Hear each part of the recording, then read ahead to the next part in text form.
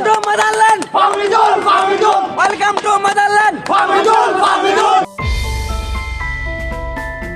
ইতালির রোম থেকে ঢাকায় প্রায় ৭,৫০০ কিলোমিটার লম্বা জার্নি। তারপরেও ফাহমিদুল ইসলামের চোখে মুখে ছিল হাসি। বেশ চিলমুড়ে ছিলেন এই ফুটবলার। তাকে বরণ করে নিতে এয়ারপোর্টে উপস্থিত হয়েছিলেন সমর্থকেরা।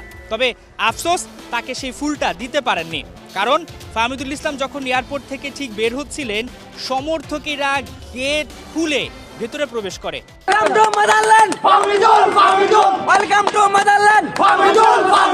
Welcome to Motherland.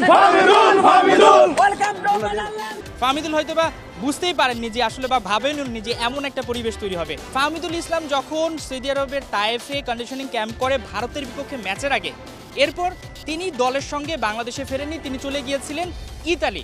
এবং তখনই সমর্থকেরা আন্দোলন করে, যেটা বাংলাদেশের ফুটবলের ইতিহাসে একটা বিরল ঘটনাই, যে কোনো একটা ফুটবলারের এখনও লাল সবুজের জার্সিতে অভিষেক হয়নি, তবে তাকে দলে নেয়ার জন্য সমর্থকেরা রাস্তায় নেমে পড়েছে। বয়সটা কিন্তু মাত্র 18, এটা আপনাকে বুঝতেই হবে। এবং হাভিয়ার কাবরেরা বলছিলেন যে তিনি আসলে এখনও জাতীয় দলের জন্য প্রস্তুত নন। তবে এই মতের সাথে একমত হতে পারেননি অনেকে। সমর্থকেরা এটার পক্ষে বিপক্ষে নানা কথা বলেছেন। এরপর গল্পটা আপনারা সবাই জানেন।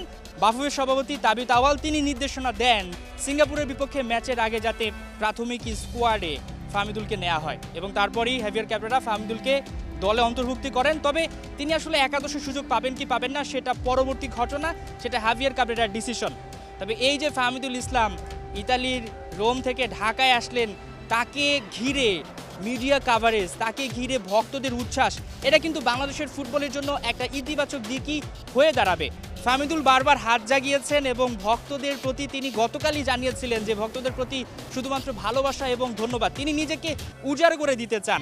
বয়সটা কম, ফাহমিদুল ইসলাম এবং যত প্রবাসী ফুটবলার রয়েছে, লোকাল ফুটবলার রয়েছে, তারা হয়তো ঠিক এই ছবিটার মতো যে ধুলোবালি জমে আছে, সিন্ডিকেট নামে যে ধুলোবালি জমে আছে, সেটা হয়তোবা তারা সবাই মুছে দিবেন। হাসান সজীব, ৭১, ঢাকা।